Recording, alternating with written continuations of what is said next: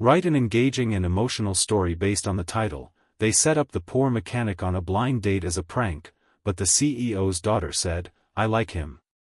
Begin the story with hook who joins the viewers at the end. Immediately capture attention, also motive viewers to like video and subscribe the channel. Develop the plot with emotional depth and relatable characters, including key challenges and their resolutions. Ensure the story maintains a smooth pace suitable for an 4,000-minute YouTube video, leaving a strong, inspiring message by the end. Plain paragraphs but long story as you can based on 2,000-word estimate. They set up the poor mechanic on a blind date as a prank, but the CEO's daughter said, "I like him." Imagine this: a guy in a grease-stained shirt, hands permanently etched with engine oil, walks into the most expensive restaurant in the city. He thinks he's finally getting a real chance at love. Everyone else at the table knows it's a cruel joke. Cameras are hidden. Phones are ready to record the humiliation. They're expecting him to crash and burn. But 30 seconds in, the girl they're trying to embarrass him in front of looks up from her menu, locks eyes with him, and smiles like she just found something she didn't know she was missing. Hit that like button if you've ever been counted out before you even walked through the door, and let's get into the story. His name is Leo Park. 28 years old. Works at a tiny auto shop wedged between a laundromat and a pawn store. He's the guy who can hear a rattle from 20 feet away and tell you exactly which bolt is loose. Customers love him because he never upsells, never lies, and if you're short on cash he'll let you pay half now, half next month. No interest, no attitude. What most people don't know is that Leo grew up dirt poor. His mom raised him and his little sister alone after their dad bailed when Leo was 9. She cleaned offices at night so he could stay in school. When she got sick, lung cancer, the kind that doesn't give second chances, Leo dropped out of community college, took every overtime shift he could, and still watched her fade away in a county hospital bed. She died holding his hand, whispering, "Don't let life make you hard, baby. Stay kind." He kept that promise. Even when it hurt. Across town lived Sofia Delgado, 26, only daughter of Rafael Delgado, the man who owns half the high-rises you see sparkling on the skyline. Sofia grew up with everything money could buy and nothing that mattered. Private schools, luxury vacations, a trust fund that could fund a small country.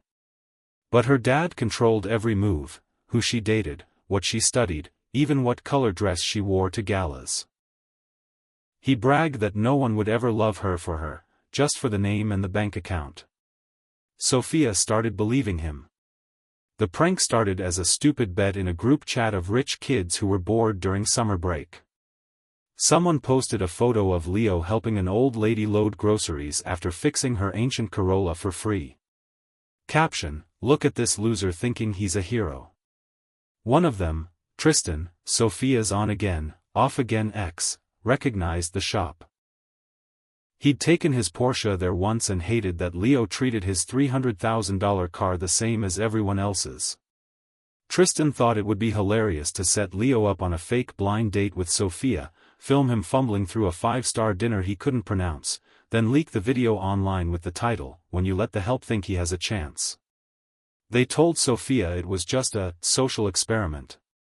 She laughed at first. She was tired, numb, going along with whatever her so-called friends planned.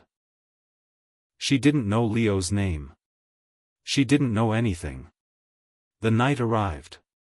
Leo showered 3 times to get the smell of gasoline off his skin.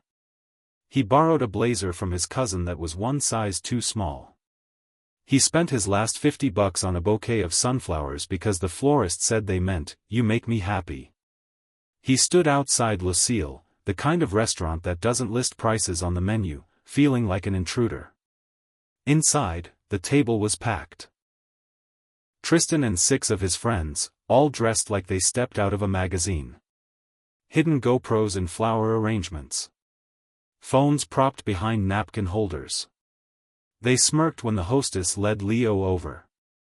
He stopped at the head of the table, sunflowers trembling slightly in his nervous grip. Everyone went quiet, waiting for the awkwardness. Sophia looked up. And something in the room shifted. Maybe it was the way Leo's eyes didn't dart around for approval. Maybe it was the tiny scar on his jaw he got pulling a dog out of a wrecked car when he was 17. Maybe it was the fact that he looked at every single person at that table like they were human, even though they clearly didn't think the same of him. "Hi," he said, voice soft but steady. "I'm Leo. These are for you." He held the sunflowers out to Sophia like they were made of gold. Tristan snorted. "Bro, do you even know where you are right now?" Leo blinked, confused. "A restaurant?" Someone laughed too loud. Sophia didn't. She took the flowers, fingers brushing his. They were calloused and warm. She looked at the sunflowers, then back at him. "They're beautiful," she said quietly. "Thank you." The laughter died in throats. Tristan leaned forward. "Sophia, tell him what your dad does for a living." She stiffened.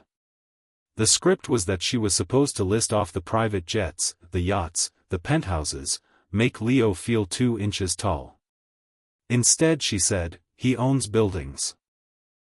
A lot of them. But right now I don't want to talk about my dad." The table went silent. Leo shifted on his feet. I wasn't expecting a whole party. The message just said dinner with a girl named Sophia." He rubbed the back of his neck. "If this is a bad time, I can." "Sit down," Sophia cut in. "Not a request." She pulled out the chair next to her herself. "Please." He sat. For the next 10 minutes the others tried to bait him. They ordered the most expensive wine and asked if he'd ever had anything that didn't come in a box. They asked if he knew what foie gras was. They laughed when he pronounced